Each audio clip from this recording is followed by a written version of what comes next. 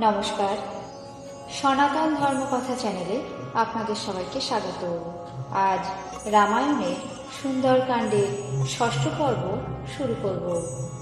৩৩ কোটি দেবদেবী, ব্রহ্মা বিষ্ণু মহেশ্বর, সর্বকালের সর্বসৃষ্টি, পিতা মাতা গুরু সবাইকে প্রণাম জানিয়ে এই পাঠ শুরু করছি। হনুমানকে বেঁধে নিয়ে মেঘনাদ রাবণের রাজসভায় উপস্থিত হলেন। দেবতা এবং দিকপালেরা সকলে হাত জোড় করে নতমস্তকে ভয়ভীত অবস্থায় রাবণের ভ্রুকুটির দিকে তাকিয়ে রয়েছেন। তার এমন প্রতাপ দেখেও হনুমানের মনে একটুও ভয় হল না।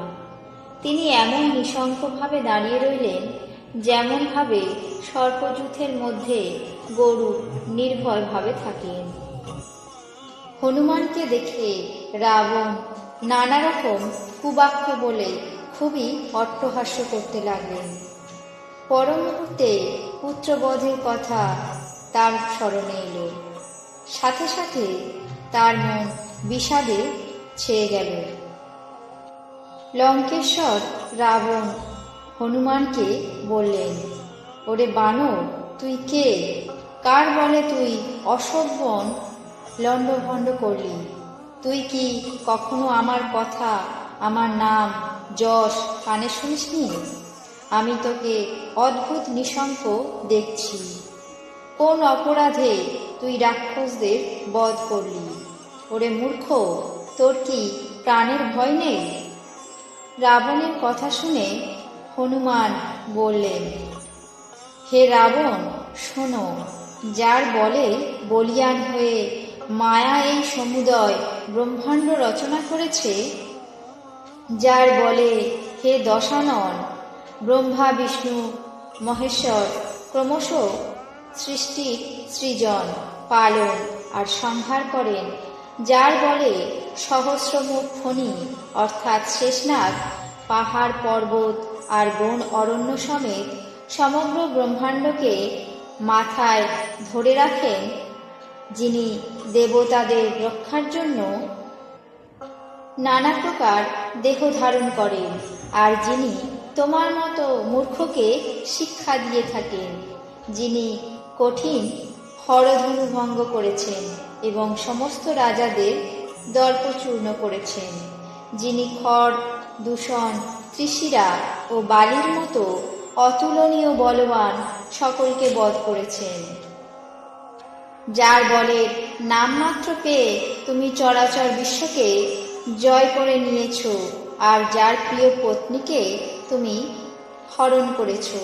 আমি সেই শ্রীরামচন্দ্রেরই দূত।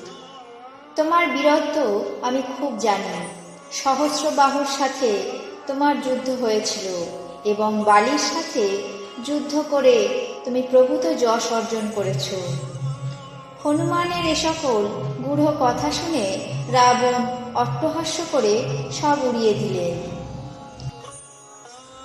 তারপর হনুমান বললেন, হে রাক্ষসদের প্রভু, আমার ভীষণ খিদে পেয়েছিল, তাই আমি ফল খেয়েছি, আর বানর স্বভাবের দরুন গাছপালা ভেঙেছি। প্রত্যেকের কাছেই তার দেহ অতীব প্রিয়। কুমারগামী দুষ্ট রাক্ষসেরা যখন আমাকে মারতে লাগলো, তখন যে আমাকে মেরেছে তাকে আমিও মেরেছি। তারপর তোমার পুত্র আমাকে বেঁধে ফেলল, কিন্তু বাধা পড়াতে আমার বিন্দুমাত্র লজ্জা নেই। আমি তো কেবল আমার প্রভুর কাজ করতে চাই। হে রাবণ, আমি হাত জোড় করে তোমাকে মিনতি করছি, তুমি দর্প ত্যাগ করো, আমার উপদেশ শোনো। তুমি নিজের বংশের কথা বিশেষভাবে বিবেচনা করো এবং প্রমাদ ত্যাগ করে ভক্ত ভয়হারী ভগবানের ভজনা করো।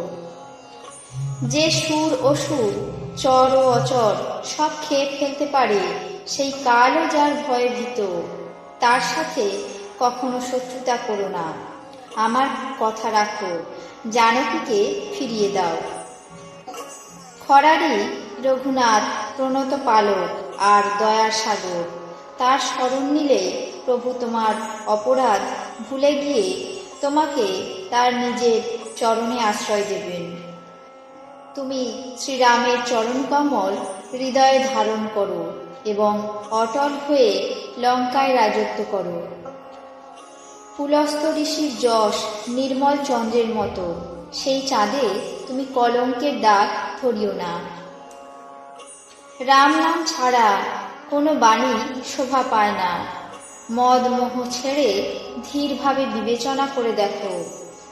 সর্বালঙ্কারে সুসজ্জিতা নারীও বস্ত্রহীনা হলে সুন্দর দেখায় না। রাম বিমুখ পুরুষের সম্পত্তিও প্রভুত্ব থেকেও না থাকার মতো। যে নদীর কোনো উৎস নেই, অর্থাৎ যে কেবল বর্ষার জলের উপরেই নির্ভর, সেই নদী বর্ষা শেষ হয়ে গেলে শুকিয়ে যায়। হে রাবণ, শোনো, আমি প্রতিজ্ঞা করে বলছি যে রাম বিমুখকে কেউ রক্ষা করতে পারে না। হাজার শিব, বিষ্ণু ও ব্রহ্মাও রামদ্রোহী তোমাকে রক্ষা করতে পারবেন না। মোহই যার মূল, এই রকম অজ্ঞানতাপ্রসূত অতীব পীড়াদায়ক তমগুণী অভিমান ত্যাগ করো আর রঘুকুল স্বামী কৃপা সিন্ধু শ্রীরামচন্দ্রের ভজনা করো। যদিও হনুমান ভক্তি, জ্ঞান, বৈরাগ্য ও নীতিগর্ভ অনেক হিতকথাই বললেন, তবুও সেই অতি অহংকারী রাবণ হেসে ব্যঙ্গের সাথে বলল, এ তো দেখছি এক অতি জ্ঞানী গুরু বাঁদর এসেছে। ওরে দুষ্ট, তোর মৃত্যু নিকটে, আমাকে জ্ঞান দিতে এসেছিস? হনুমান বললেন, যা বললে তার উল্টোটাই হবে, অর্থাৎ মৃত্যু তোমার শিয়রে, আমার নয়। তোমার যে মতিভ্রম হয়েছে তা আমি দিব্যচক্ষেই দেখতে পাচ্ছি। হনুমানের এমন কথা শুনে রাবণ অত্যন্ত ক্রুদ্ধ হল। তারপর বলল, এই মুহূর্তে এই মূর্খের প্রাণ হরণ করা কেন হচ্ছে না? এ কথা শুনে রাক্ষসেরা তাকে মারতে ছুটল। সেই সময় মন্ত্রিমণ্ডলীর সাথে বিভীষণ সেখানে এসে উপস্থিত হলেন। আজ রামায়ণের সুন্দরকাণ্ডের ষষ্ঠ পর্ব এখানেই শেষ করছি। বাকি অংশ আগামী পর্বে পাঠ করে শোনাব।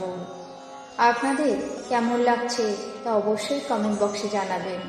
চ্যানেলটিকে সাবস্ক্রাইব করবেন, লাইক করবেন, শেয়ার করবেন। ধন্যবাদ।